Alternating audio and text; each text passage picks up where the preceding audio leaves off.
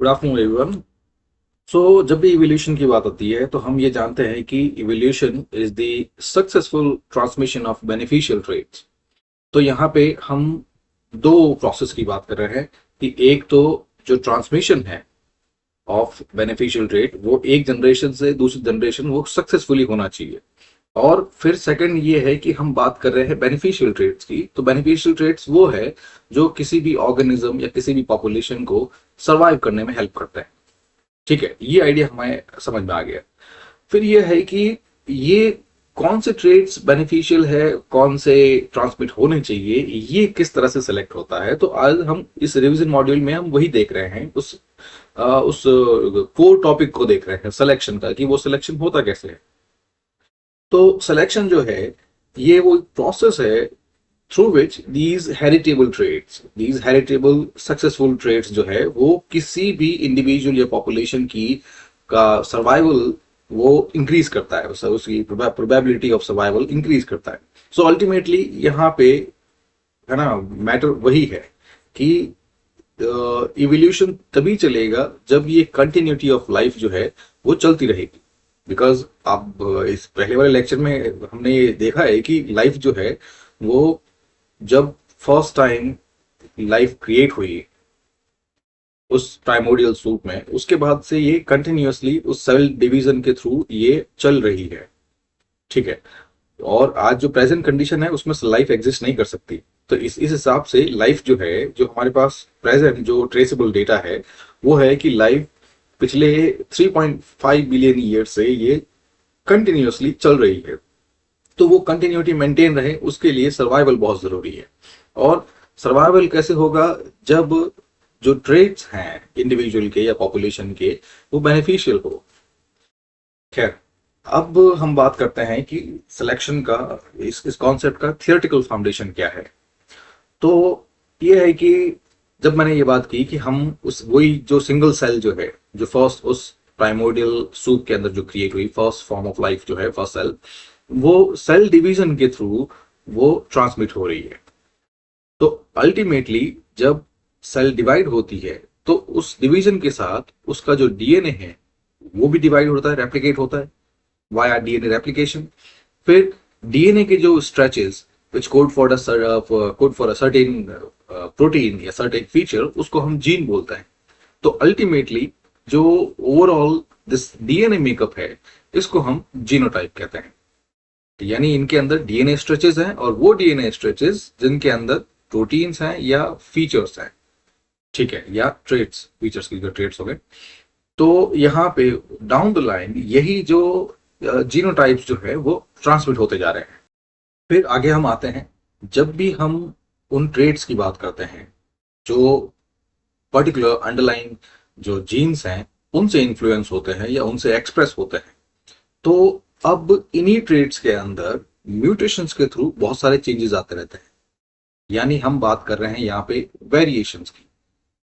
क्योंकि अगर पॉपुलेशंस के अंदर इस तरह के वेरिएशंस आते रहेंगे, चेंजेस आते रहेंगे, तो यानी ये हो गया कि किसी भी पर्टिकुलर फीचर के लिए हमारे पास बहुत सारे मल्टीपल वेरिएशंस हैं।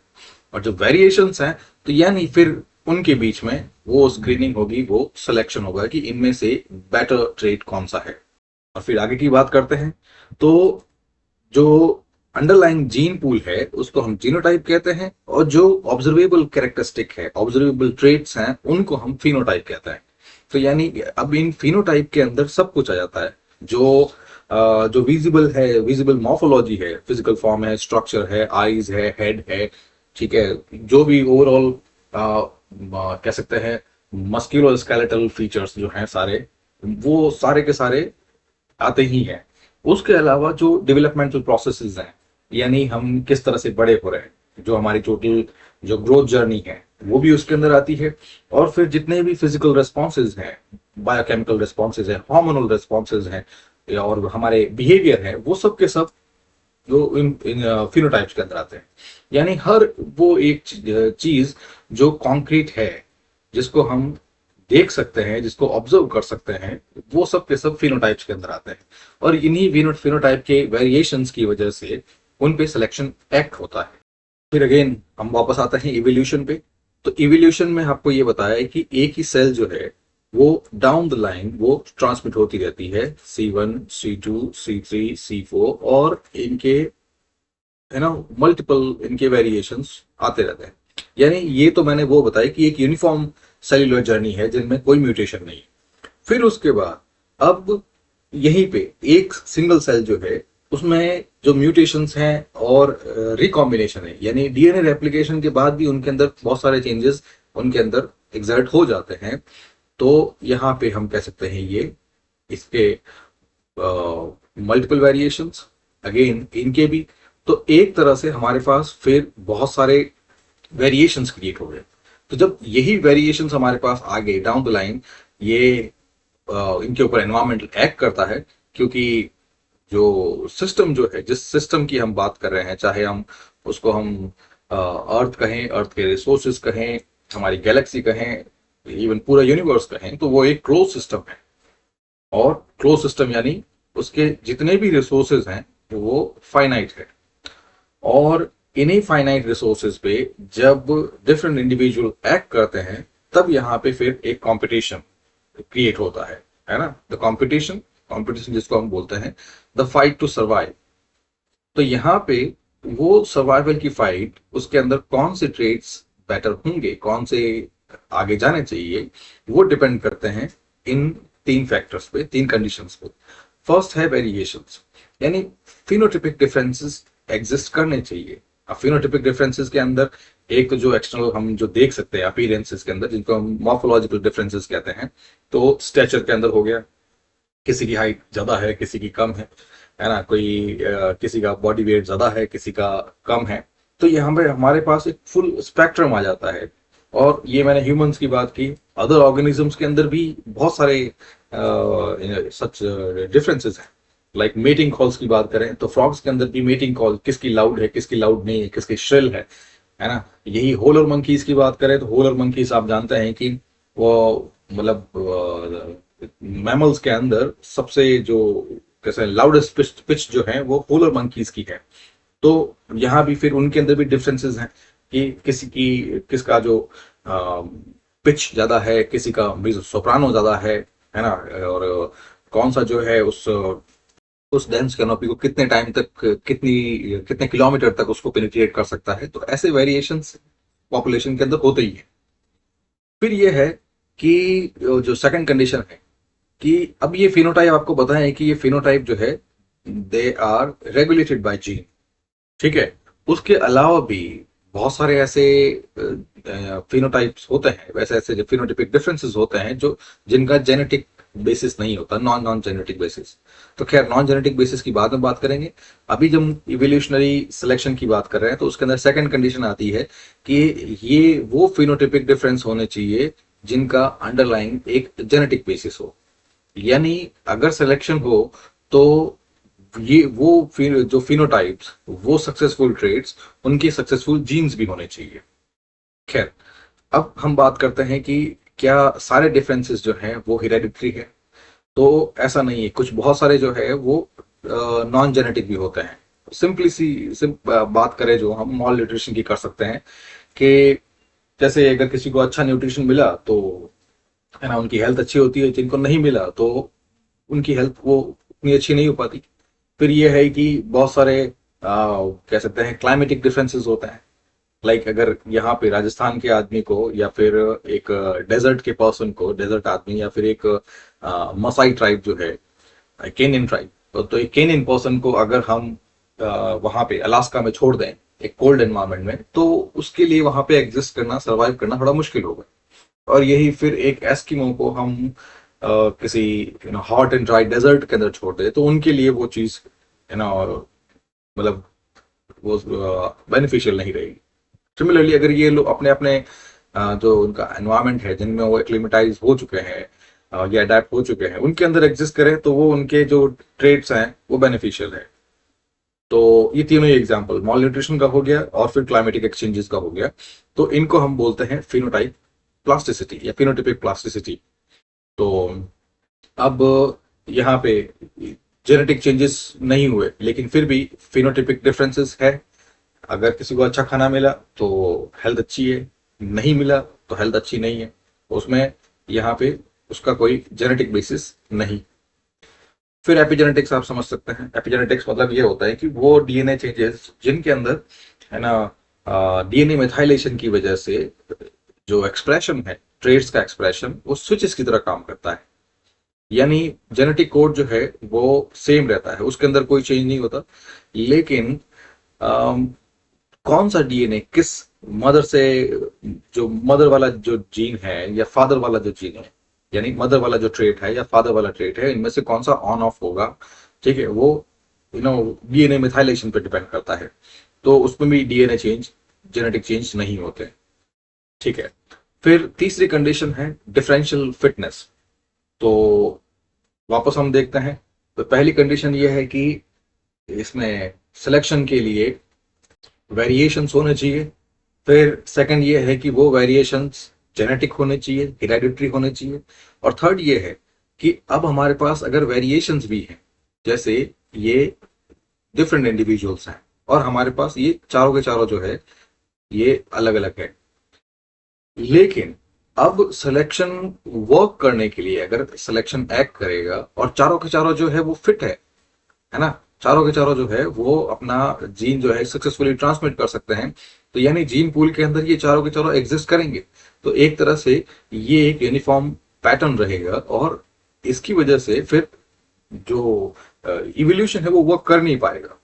क्योंकि अगर हम जितने सारे के सारे जो हैं, सारे वेरिएशंस अगर ट्रांसमिट होते रहेंगे, तो इसका मतलब है कि वेरिएशंस जो है वो एक्सपोनेंशियली मल्टीप्लाई होते रहेंगे और एक्सपोनेंशियली मल्टीप्लाई होते रहेंगे। और इस क्लोज सिस्टम, और ये सिस्टम अगर क्लोज्ड है, क्लोज और लिमिटेड है, तो फिर वो चीज किसी न किसी वे में वो चीज एग्जिस्ट नहीं कर पाएगी, वो चीज वो उस इक्विलिब्रियम को मेंटेन नहीं कर पाएगी।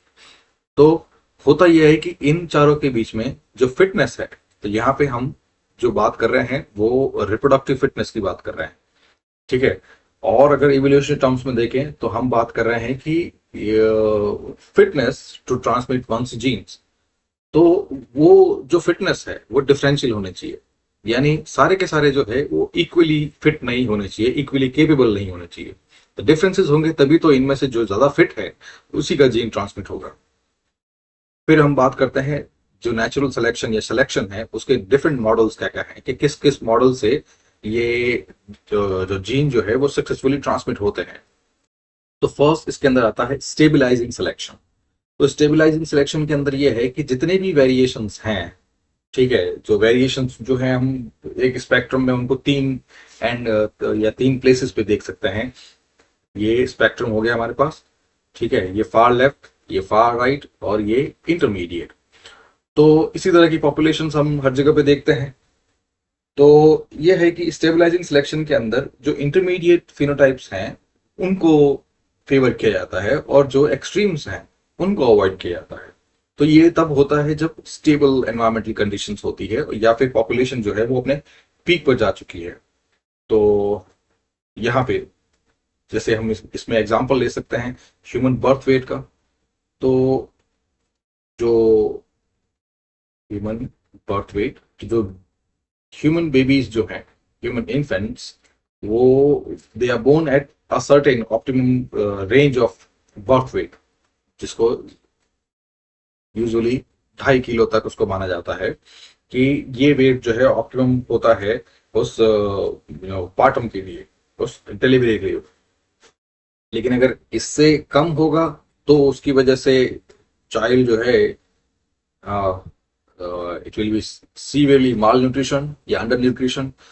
फिर अगर ओवरवेट है तो फिर उसको उसी जो कह सकते हैं जो वेजिनल ओपनिंग है उसके थ्रू उसको निकलना, उसको उसको उसका जो बर्थ पैसेज है वो सक्सेसफुल नहीं होगा। तो ये दोनों ही चीजें अवॉइड की जाती है क्योंकि जो ह्यूमन कह सकते हैं फिजिकल लिमिटेशंस भी हैं। तो यहाँ पे बर्थ वेट जो है वो ऑप्टिमल मीन के आसपास होता है। फिर सेकंड होता है डायरेक्शन सिलेक्शन। तो डायरेक्शन सिलेक्शन में ये होता है कि यहाँ पे कंडीशंस जो है वो एक किसी पर्टिकुलर एक्सट्रीम पर, एक्सट्रीम को सेलेक्ट किया जाता है।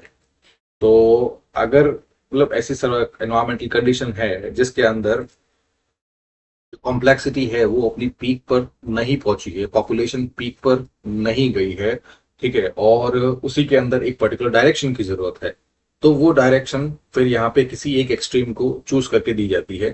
तो यहाँ पे फिर पॉपुलेशन का मीन जो है पूरी तरह से वहां पे शिफ्ट हो जाता है, यानी फिर यहाँ पे जितने भी वेरिएशंस हैं उन वेरिएशंस में जो उस डायरेक्शन से अलाइन होंगे वही सक्सेसफुली ट्रांसमिट कर पाएंगे। तो जैसे जो एंसेफेलाइजेशन है, यानी जो ब्रेन साइज है इन होमिनिड्स, तो ऑस्ट्रेलोपिथेकस से लेकर Homo habilis, Homo erectus, archaic Homo sapiens and फिर होमो सेपियंस, इन सब के अंदर प्रोग्रेसिवली एक पर्टिकुलर डायरेक्शन के अंदर ब्रेन साइज सेलेक्ट हुई है। तो ये आप देख सकते हैं यहाँ पे ये 400, फिर 400 सीसी, होमो हैबिलिस के अंदर 600 सीसी, होमो इरेक्टस के अंदर 1000 सीसी, फिर नियांडरटल के अंदर सबसे हाईएस्ट 1650, फिर मॉडर्न होमो सेपियंस के अंदर 1450 सीसी। तो यहाँ पे ये जो ब्रेन सिलेक्शन है, ब्रेन साइज सिलेक्शन, वो प्रोग्रेसिवली एक पर्टिकुलर डायरेक्शन के अंदर है। फिर तीसरा होता है डिसरप्टिव सिलेक्शन। डिसरप्टिव के अंदर ये होता है कि एनवायरमेंटल कंडीशंस इस टाइप की, एनवायरमेंटल जो है खुद पोलराइज हो चुका है, जिसके अंदर इंटरमीडिएट जो फॉर्म्स हैं they are completely selected against, और दोनों एक्सट्रीम्स को उनको सेलेक्ट किया जाता है। तो जैसे यहाँ पे जिसको बोलते हैं बायोपोलराइज या बाई मॉडल पॉपुलेशन, तो इस चीज के अंदर जो पॉपुलेशन है वो दोनों एक्सट्रीम की तरफ जाती है। तो दोनों एक्सट्रीम की तरफ पॉपुलेशन है, ओवर टाइम उनके उनके बीच के अंदर जो जेनेटिक एक्सचेंज है वो पूरी तरह से आइसोलेट हो जाता है, और फिर दोनों ही अलग अलग पॉपुलेशन के अंदर चली जाती है। तो यहाँ पे एग्जांपल ले सकते हैं अफ्रीकन सीड क्रैकर का। तो ये जो बर्ड पॉपुलेशन है, तो यहाँ पे दो ही तरह की बर्ड पॉपुलेशन है। तो एक जिनके बहुत ही छोटे बीक्स हैं, स्मॉल बीक्स हैं, और सेकंड जिनके बहुत ही लार्ज बीक है, क्योंकि उस सर्टेन एनवायरनमेंट के अंदर सिर्फ दो तरह के सीड्स हैं, या तो बहुत ही छोटे सीड्स हैं और या फिर बहुत ही बड़े सीड्स हैं। तो इस तरह से एनवायरनमेंट जो है वो कंडीशंस एग्जर्ट करता है जिनके अंदर फिर ये जो एक्सट्रीम्स है, दोनों एक्सट्रीम्स वो निकल के आते हैं। तो अफ्रीकन सीड क्रैकर के अंदर ये सिर्फ दो ही वेराइटीज आती है। फिर आगे देखते हैं। फिर नेक्स्ट सवाल आता है कि क्या सिलेक्शन जो है वो सिर्फ नेचर गाइड करता है, क्या सिर्फ एनवायरनमेंट गाइड करता है? तो नहीं, इसके अलावा जो इंटरपर्सनल, जो कह सकते हैं कि स्पीशीज के अंदर भी इंडिविजुअल्स एक दूसरे को सेलेक्ट करते हैं, या इंडिविजुअल जो है वो खुद अपना डायनामिज्म जो है वो अंदर इन्फ्लुएंस करते हैं। तो उनके अंदर फर्स्ट जैसे सेक्सुअल सिलेक्शन, तो सेक्सुअल सिलेक्शन के अंदर ये है कि जो मेंबर्स हैं उस पर्टिकुलर कम्युनिटी के या उस पर्टिकुलर स्पीशीज के, वो मीटिंग एक्सेस के लिए वो यही से ये कंपटीशन ड्राइव करते हैं। तो जैसे इसमें फर्स्ट जो है वो आता है इंट्रासेक्सुअल सेक्सुअल सिलेक्शन। इंट्रासेक्सुअल सिलेक्शन मतलब सेम सेक्स के जो मेंबर्स हैं उनके बीच में कंपटीशन है। तो यहाँ पे मेल की बात हो रही है कि मेल टू मेल कंपटीशन है टू अक्वायर फीमेल्स। तो यहाँ पे आप जानते हैं कि सेक्सुअल रिप्रोडक्शन जब भी होता है तो जो मेल अपना सक्सेसफुली अपने ट्रेट्स जो है वो ट्रांसमिट कर पा रहा है, तो उसी के ट्रेड्स जो हैं वो पॉपुलेशन के अंदर वो आगे जाते रहेंगे, उनको डायरेक्शन मिलेगी। लेकिन यहाँ पे उस सक्सेसफुल रिप्रोडक्शन के लिए जो फीमेल जो है मेटिंग एक्सेस भी मिलना चाहिए। तो यहाँ पे वो उन मेल के बीच में उन मेटिंग एक्सेस के लिए कंपटीशन होता है। तो इसी वजह से जो आप जानते हैं कि कह सकते हैं जैसे पिकॉक टेल हो गया, या डियर की जो एंटलर्स हैं वो हो गया, या फिर कैनाइंस हो गया, फिर लायंस के अंदर जो मेज है वो हो गया। तो ये सब जो है वो इंटरसेक्सुअल सिलेक्शन है। फिर सेकंड होता है इंटरसेक्सुअल सिलेक्शन। ठीक है, तो इंटरसेक्सुअल सिलेक्शन के अंदर फीमेल जो है वो ऑपोजिट सेक्स के अंदर उनको सेलेक्ट करती है, और यहाँ पे पीकॉक टेल जो है, एंटलर जो है वो यहाँ पे आएंगे। मेल मेल के अंदर सिर्फ उनके अंदर जो वायलेंट एक्ट्स होते हैं, जैसे हम इसी में सिल्वर बैक गोरिल्ला का एग्जांपल ले सकते हैं, एक क्लासिक एग्जांपल है। तो यहाँ पे सिल्वर बैक गोरिल्ला जो है बहुत ही पावरफुल मेंबर होता है। ठीक है, तो अदर जो भी अदर जो मेल मेंबर्स हैं उनको फिर उस सिल्वर बैक गोरिल्ला को उनको हरा कर फिर वहां पे वो मेटिंग एक्सेस उनको लेना होता है। और इंटरसेक्सुअल आप समझ गए कि यहाँ पे फीमेल जो है उनके पास वो सिलेक्शन की पावर होती है। तो इसके अंदर फिर मेल जो है वो बिहेवियर और ऑर्नामेंटल डिस्प्लेस के थ्रू वो फीमेल को अट्रैक्ट करते हैं। फिर आगे हम बात करते हैं हेटेरोजाइगस एडवांटेज की। तो ये यहाँ पे जो फर्स्ट हमने देखा वो उसके अंदर एनवायरमेंट जो है वो एक एक्टर था, एनवायरमेंट के पास एजेंसी थी। सेकंड, जो इसमें सेक्सुअल सिलेक्शन के अंदर जो मेंबर्स हैं उनके पास एजेंसी है। और थर्ड, यहाँ पे ये हम कह सकते हैं कि जीन्स जो है उनके पास एजेंसी है। तो ये एक तरह से जेनेटिक एजेंसी। तो जेनेटिक एजेंसीज के अंदर क्या होता है कि जैसे अभी आपको बताया कि जीन जो है उनके अंदर वेरिएशंस आते रहते हैं, जीन फ्लो के थ्रू हो गया, जेनेटिक चांस इवेंट जो है ड्रिफ्ट इवेंट उसके थ्रू हो गया, जेनेटिक रिकॉम्बिनेशन है उसके थ्रू हो गया। तो ऐसे वेरिएशंस, ऐसे चेंजेस आते रहते हैं, वही चेंजेस जो है वो उस जीन पूल के अंदर रिफ्लेक्ट होते हैं। फिर यह है कि जब एक ही चीज के अलग अलग वर्जन्स हो, वेरिएशंस हो, उनको हम अलील्स बोलते हैं, है ना। सिंपली आप इसको ब्लू आई, ब्लैक आई इस तरह से समझ सकते हैं। फिर अब यह है कि यहाँ पे जो अलील्स है, डिफरेंट अलील, उनमें से कौन सा उस पॉपुलेशन के अंदर फिक्स होगा। फिक्स होना मतलब यह है कि उस पॉपुलेशन के अंदर it will be more in number, है ना, it will get it's established presence. तो यानी वो तब होगी जब उस पर्टिकुलर अलील को, उस पर्टिकुलर वर्जन को उस पॉपुलेशन के अंदर ज्यादा ट्रांसमिशन के चांसेस मिलेंगे। तो यहाँ पे हम अलील के बारे में देख लेते हैं।